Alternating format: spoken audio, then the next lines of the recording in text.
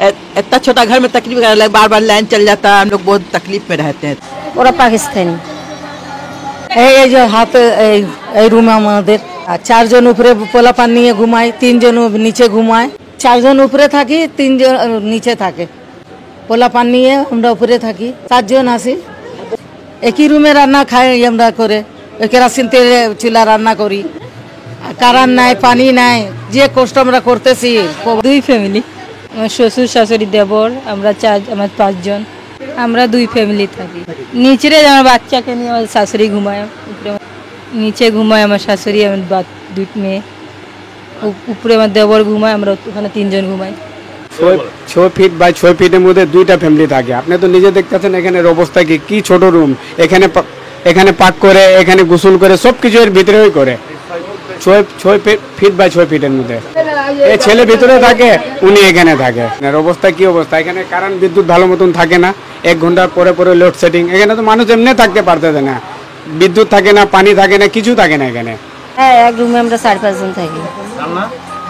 রান্না এই ঘরেতেই হয়, ওই স্টোভে করি। হ্যাঁ, থাকতে কষ্ট হয়, গরমে থাকা যায় না, সারা রাত পরেশানিতে থাকি।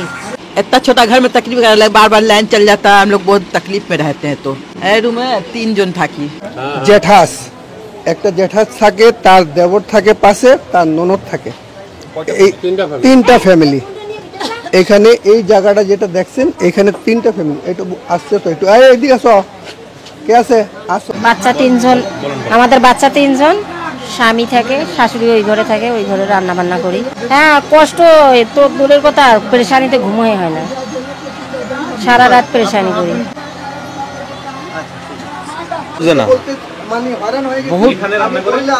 এখানে বহুত কেউ আয়, বুঝলেন, বলতে বলতে না তিক্ত হয়ে আর বলতে চায় না।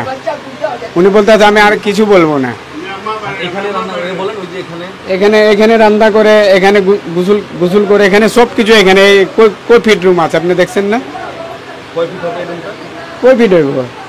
4 ফিট বাই 4 ফিট হইব না, इतना 8 ফিট वाला नहीं है तो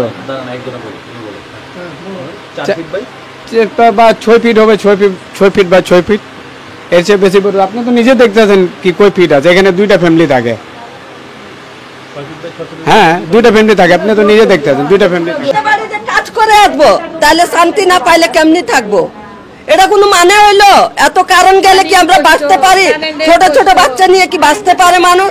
পানির কষ্ট, পানির জ্বালা দেখেন, আমরা পানি না খাইয়ে মরতেছি। আর কত সহ্য করা যায়? এত সহ্য করা যায় না। এরকম গরমে আমরা গোসল করতে পারি না।